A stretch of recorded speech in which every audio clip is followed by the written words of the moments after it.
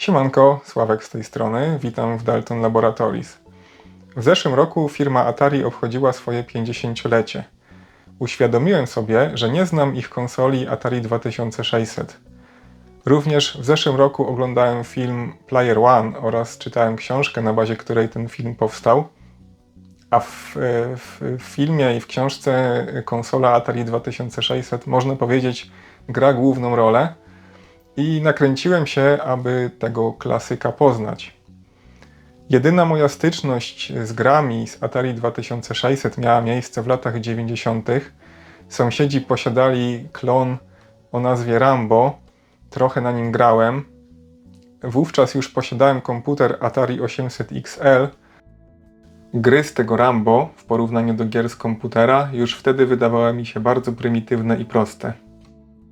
Natomiast teraz, w związku z tym szumem medialnym, jaki się wytworzył z okazji 50-lecia, chciałem dotknąć tej legendy, poczuć ją, poznać te klasyczne gry. Możecie powiedzieć w tym momencie, odpal sobie emulator, to poznasz.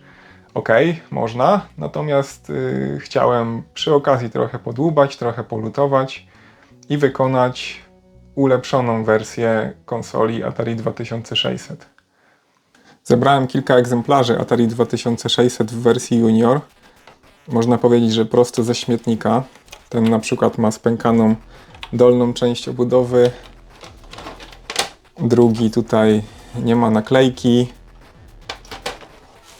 Trzeci to w ogóle wydmuszka, sama obudowa z ponawierconymi otworami na wyjście audio-wideo.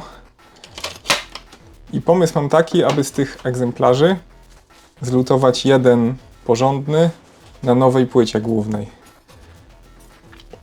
Tą płytę projektował X-Angel, a sprzedaje ją Sikor, nawet to jest logo Sikor Soft.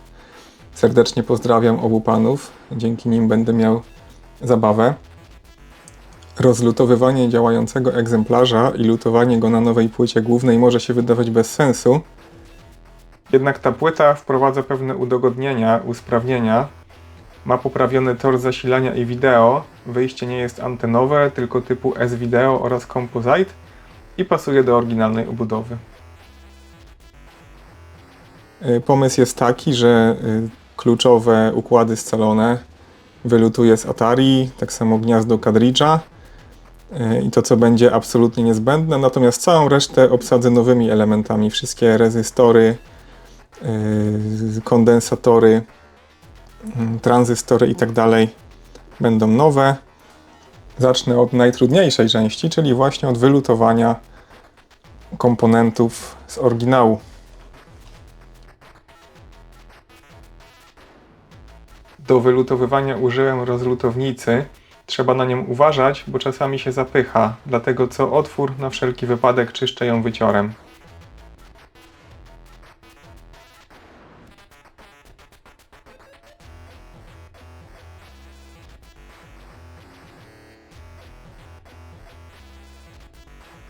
Ostatecznie musiałem wylutować więcej części, np. gniazdo taśmy do przycisków, gniazda joysticków, bo takie, jakie obecnie można kupić w sklepach, nie pasowały. Przygotowałem sobie części, przynajmniej to, co znalazłem po szufladach. Nie wszystko tu będzie. Przyjdzie jeszcze paczuszka z kolejnymi częściami, ale wlutuję, zacznę już lutować to, co mogę. Tu mam taką rozpiskę, którą sobie ułatwiam zadanie.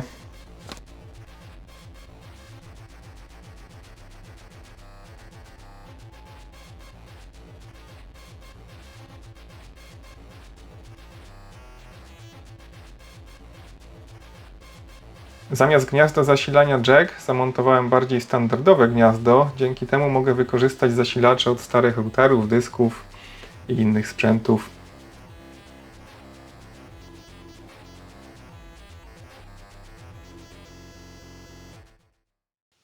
Dobra, spróbujemy to przetestować.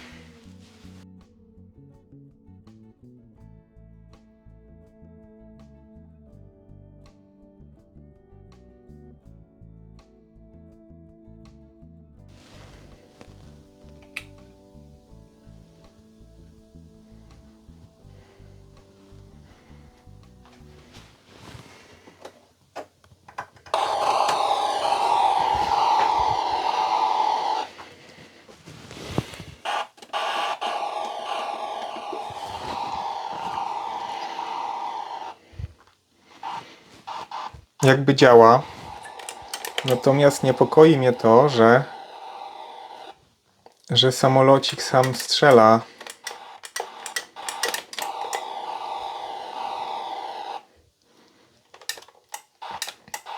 Kierunki działają.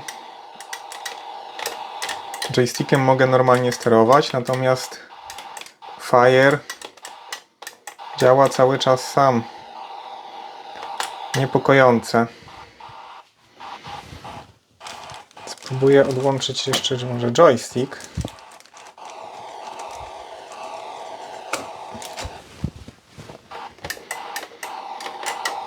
No niestety jest ciągle tak samo. Nawet na odłączonym joysticku Fire sam strzela. Muszę się zastanowić, co to oznacza. Przeanalizować schemat, zobaczyć jak ten joystick jest obsługiwany. Ale nie wróży to niestety nic dobrego. Poczytałem, poanalizowałem, podyskutowałem i wyszło, że jedyna opcja to niestety taka, że układ TIA jest zepsuty. No i niestety będę musiał naruszyć kolejnego juniora, aby zdobyć zastępstwo, wylutować kolejny układ.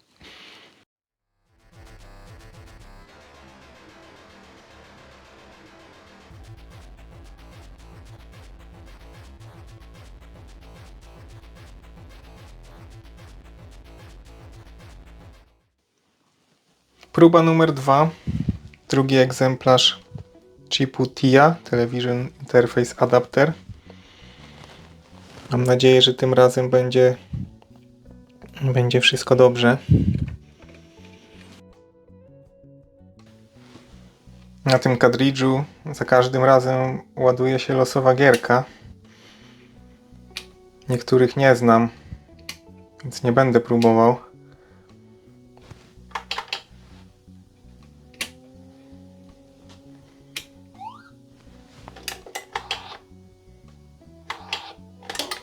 O, jakieś żaby się włączyły i widzę, że żaba wystawia język tylko wtedy, kiedy rzeczywiście nacisnę Fire. Więc wygląda na to, że ten egzemplarz chipu działa właściwie. No może spróbuję jeszcze wylosować jakąś grę, którą znam. Space Invaders. Może być. I gramy. Fire już nie strzela sam.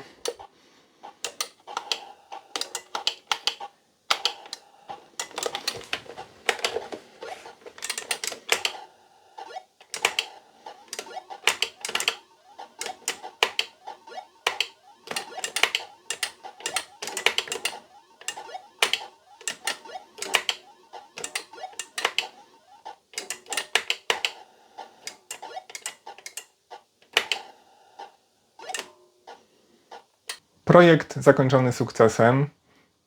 Szkoda mi tylko trochę tej uszkodzonej TII, no ale co zrobić? Mam nadzieję, że konsola będzie mi służyć latami, a gry nie odstraszą aż tak bardzo. Na koniec słówko komentarza, jeśli chodzi o Xangela oraz o Sikora. Nie był to pierwszy projekt elektroniczny autorstwa Xangela, jaki wykonywałem. Tu za mną stoi na przykład Atari 65 XE w formie mini ITX. To także jego projekt.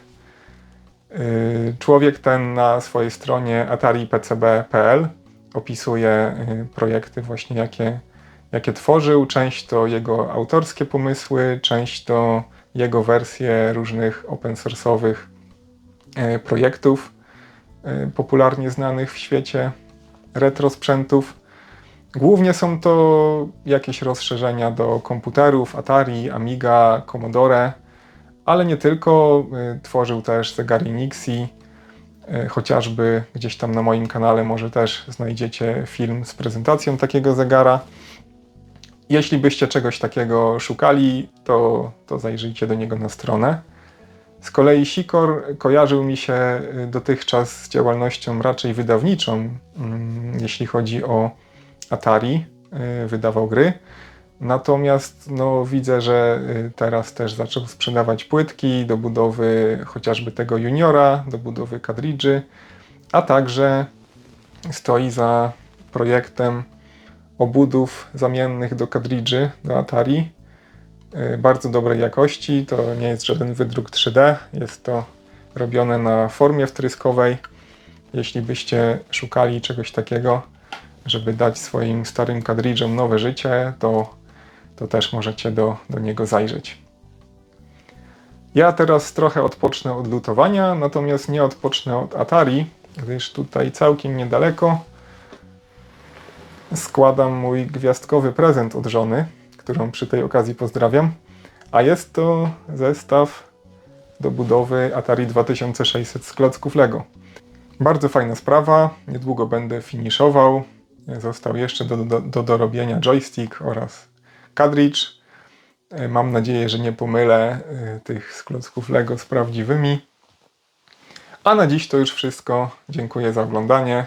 Na razie, cześć.